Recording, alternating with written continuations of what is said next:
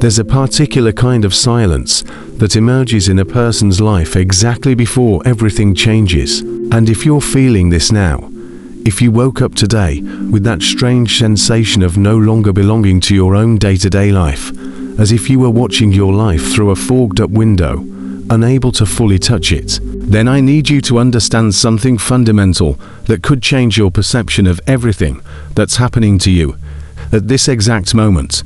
It's not depression. It's not stagnation. It's definitely not regression.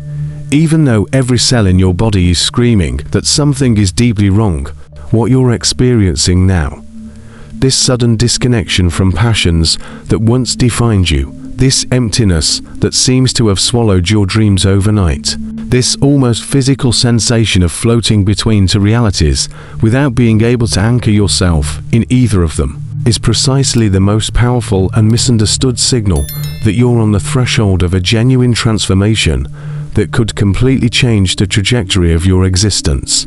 I know it seems absurd to say this when you can barely muster enthusiasm to get out of bed, when conversations that once energized you now feel empty and superficial, when even your thoughts seem to belong to someone else, when you catch yourself looking at your own life as if you were a stranger observing through a fogged window.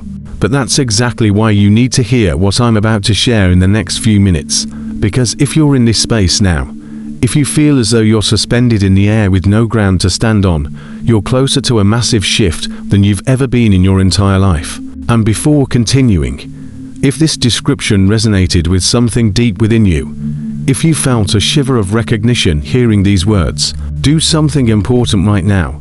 Subscribe to the channel and turn on notifications, because what I'm going to reveal today about this process might be the missing piece for you to understand not only what's happening, but primarily how to navigate this dimensional portal that has opened in your life without you consciously realizing it. What science is beginning to understand about these moments of existential emptiness goes far beyond what traditional psychology can explain. When your life enters this state of suspension, when it seems like someone pressed the pause button on your existence, what's happening behind the neurological and energetic scenes is so intense that if you could see it with your physical eyes, you'd be absolutely stunned by the magnitude of the operation occurring within you. At this exact moment, imagine that every neural pattern that kept you trapped in your previous reality is being systematically dissolved, not violently destroyed, but delicately dismantled, as if invisible hands were undoing the knots of a complex tapestry to weave something completely new and more aligned with who you're becoming. That's why you can no longer feel passion for all things. Why projects that once consumed you now seem to belong to a life that's no longer yours. Why even your favorite hobbies have completely lost their magic. Your nervous system, that complex network of billions of neurons, is already migrating toward a new operational pattern, already reconfiguring its most fundamental connections, already operating on a frequency that's no longer compatible with the structure of your current life.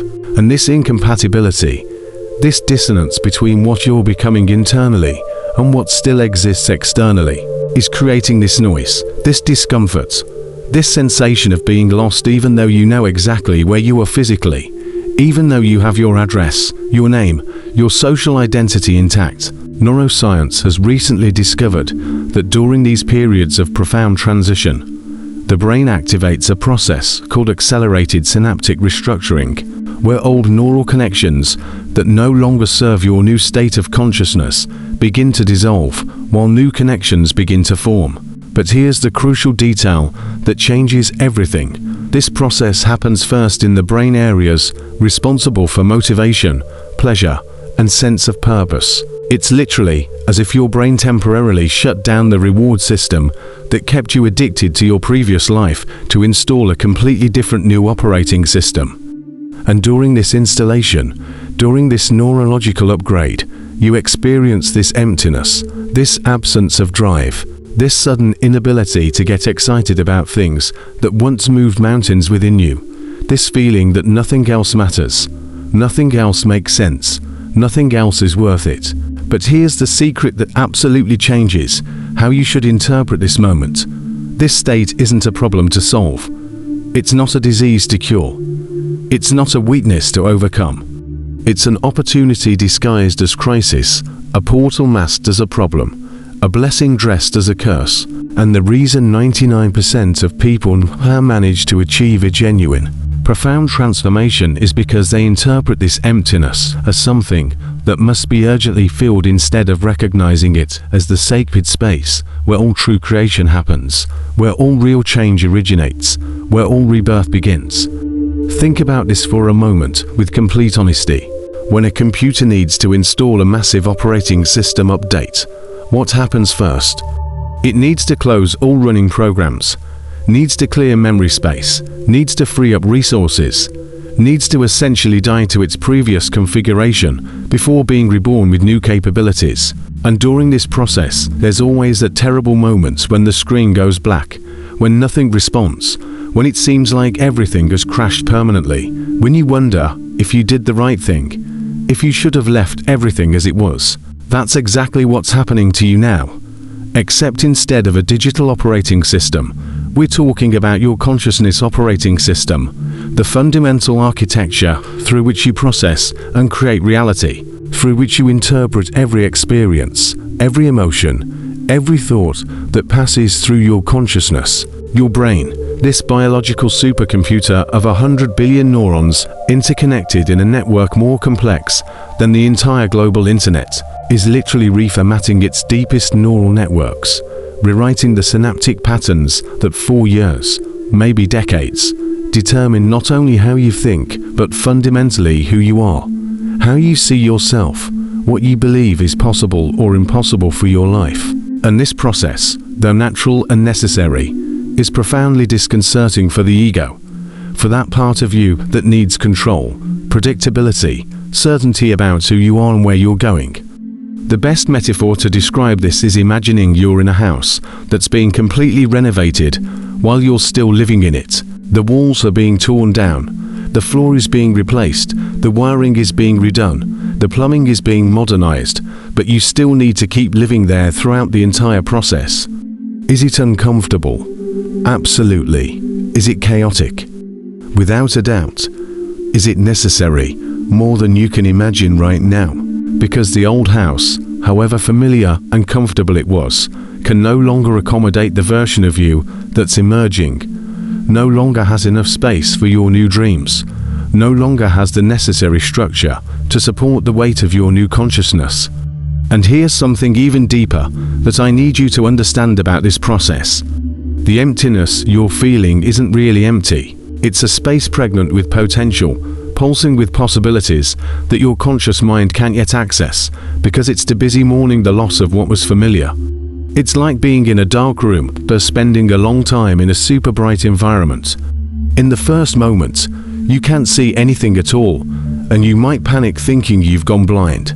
But if you can resist the impulse to run back to the artificial light you knew, if you can remain in the darkness long enough, your eyes begin to adjust and you start to perceive that the darkness wasn't total darkness.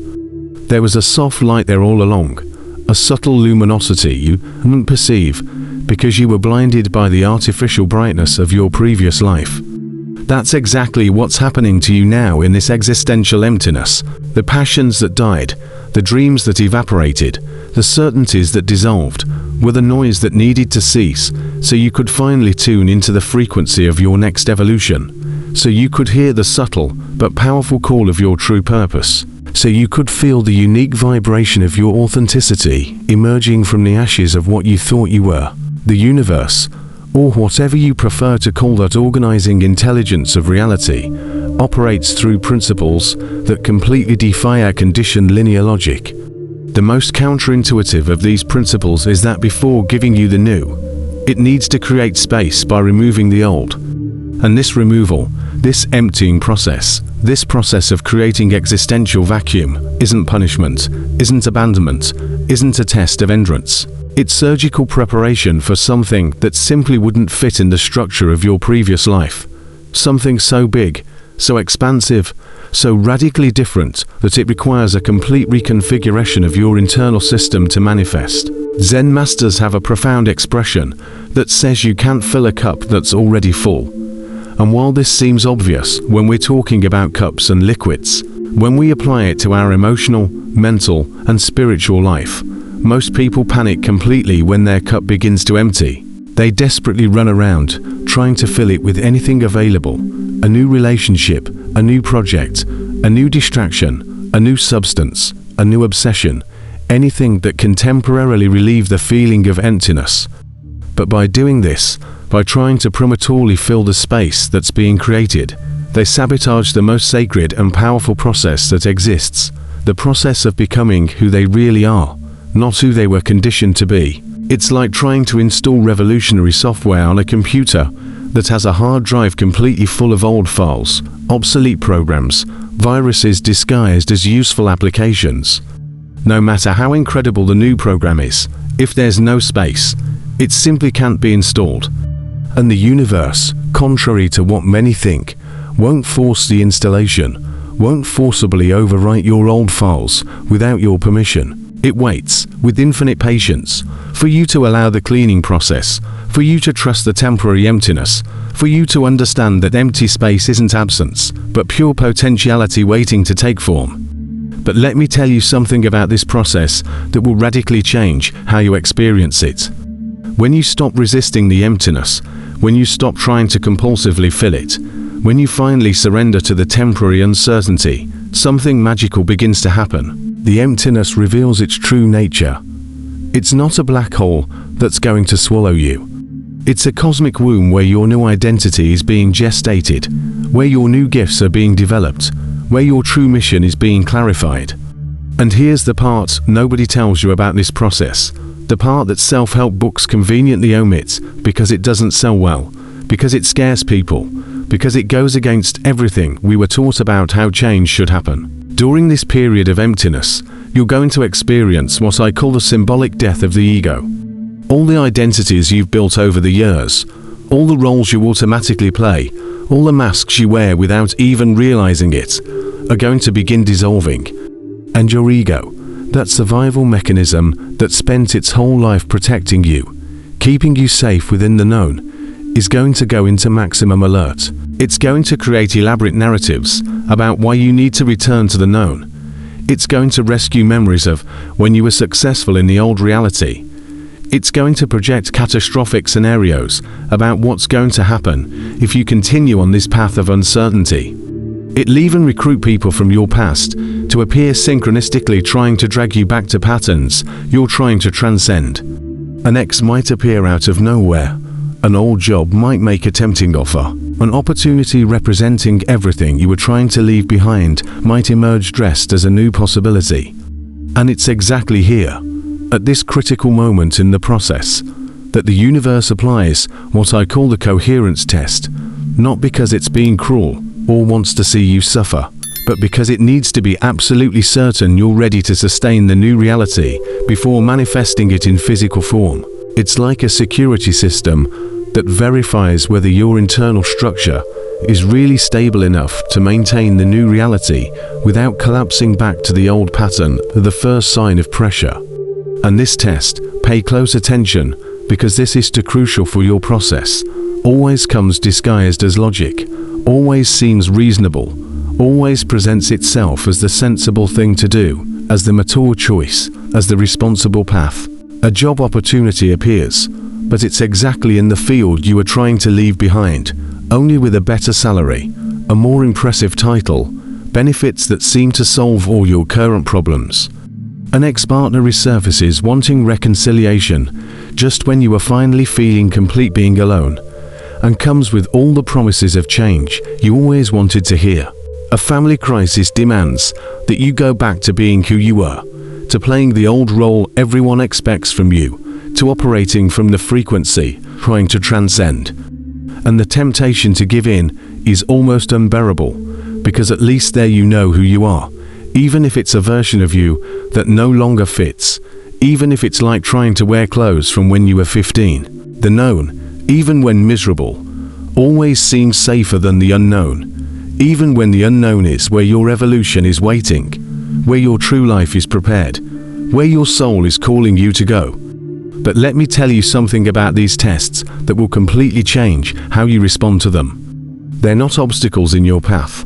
They are the path. Every time you choose the new direction instead of the old, every time you refuse the invitation to regress, every time you hold your position even when it would be easier to give in, you're literally strengthening the new neural connections that will sustain your new reality. You're solidifying the new vibrational pattern.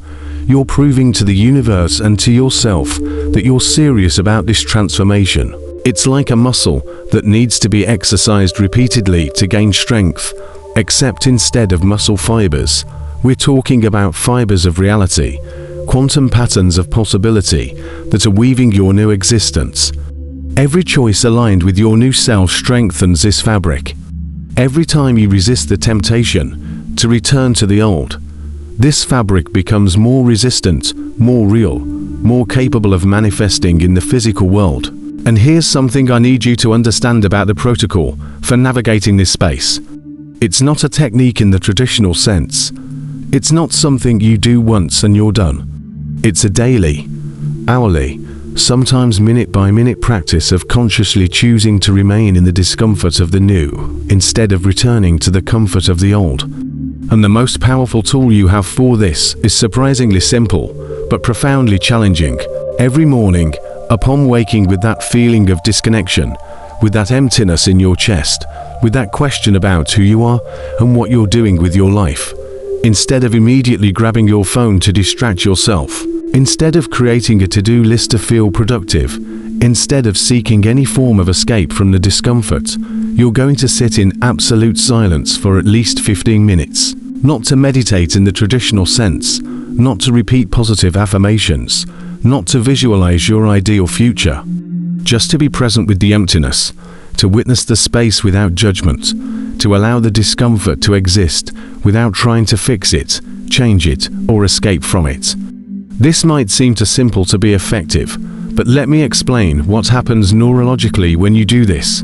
When you stop running from the emptiness and begin to consciously inhabit it, your brain stops interpreting this state as a threat and begins to relax. The sympathetic nervous system, responsible for the fight or flight response, begins to calm down. The parasympathetic nervous system, responsible for rest and regeneration, begins to activate. And in this state of alert calm, new neural connections can form much more rapidly.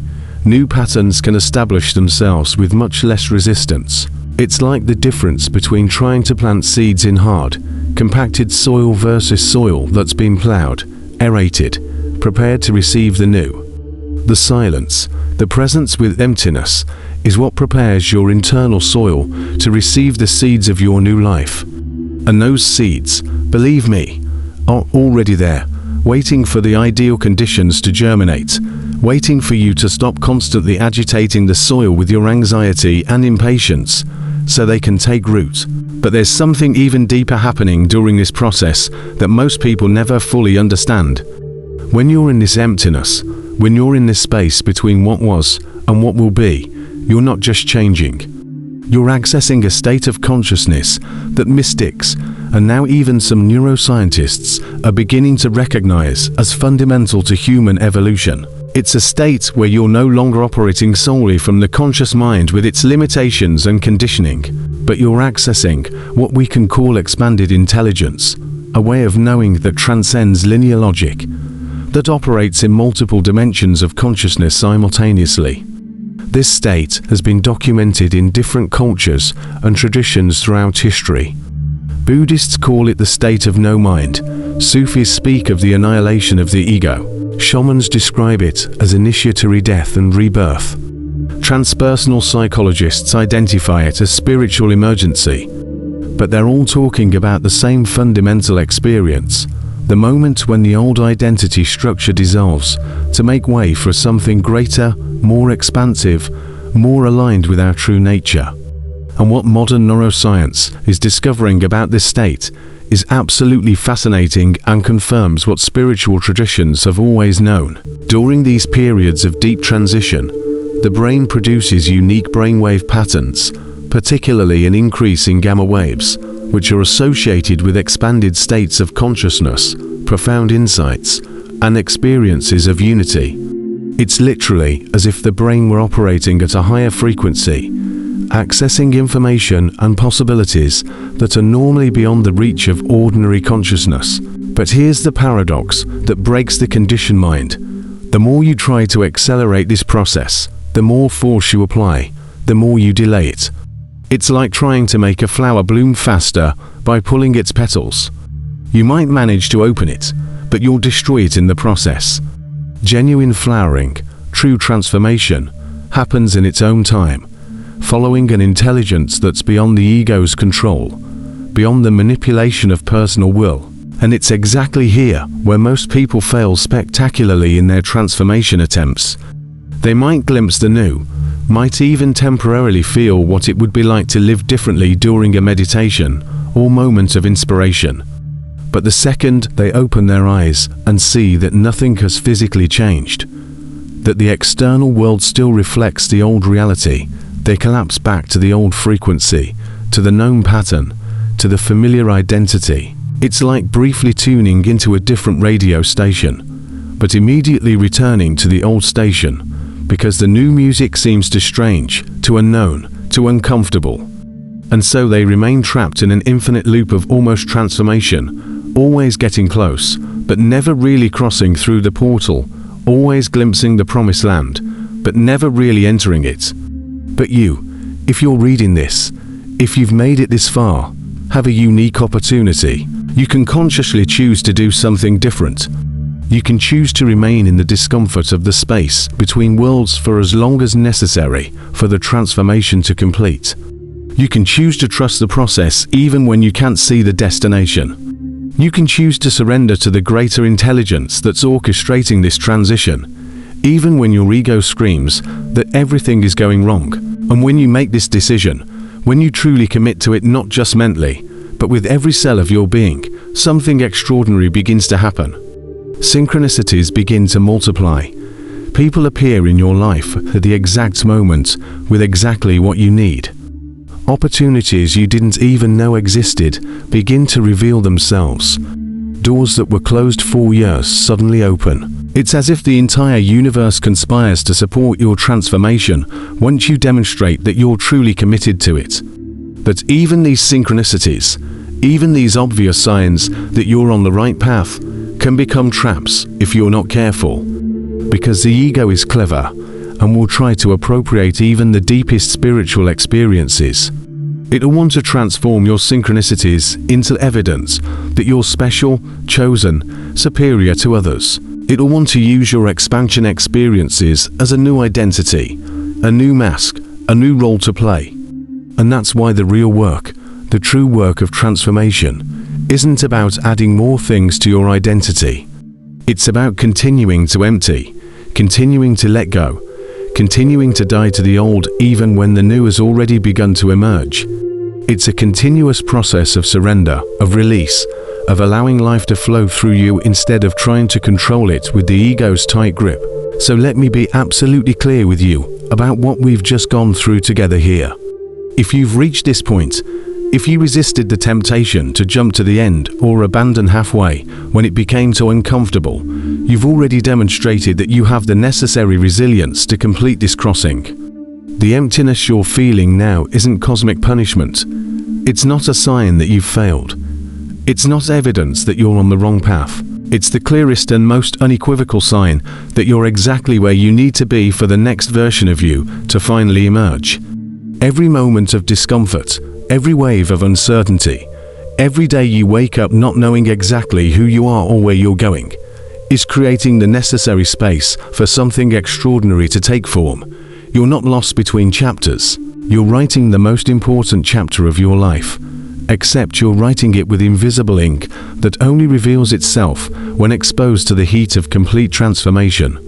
And if all of this resonated in the depths of your being, if you felt every word as if I were reading your energetic biography, if you recognized your own journey in this description, then do 3 things right now. First, subscribe to the channel if you haven't already, because this is just the beginning of a much deeper journey we're going to take together exploring these spaces of transformation. Second, hit the notification bell, because the upcoming videos will be specifically designed for you who are in this transitional space, with practical tools and profound insights to navigate this territory. And third, the most important of all, write in the comments, "I trust the space between chapters," because when you declare this publicly, when you anchor this trust in visible words, you're literally programming your reality field to accelerate the completion of this process. The emptiness isn't your enemy. It's your greatest ally disguised as an adversary. It's the space where miracles are born, where impossibilities become inevitable, where you stop being who you were conditioned to be and begin becoming who you really are. The emptiness is about to reveal itself as the greatest blessing of your life. You just need to stop fighting against it and start dancing with it. Stop fearing it and start honoring it as the sacred gestation space of your new life. The journey between chapters isn't about arriving somewhere. It's about becoming someone you don't fully know yet, but who already lives within you, waiting for the right conditions to emerge. And those conditions, my friend, are exactly what you're living through now. The discomfort, the uncertainty, the emptiness are the fertile soil where your new life is about to sprout. Trust the process, trust the emptiness, trust yourself.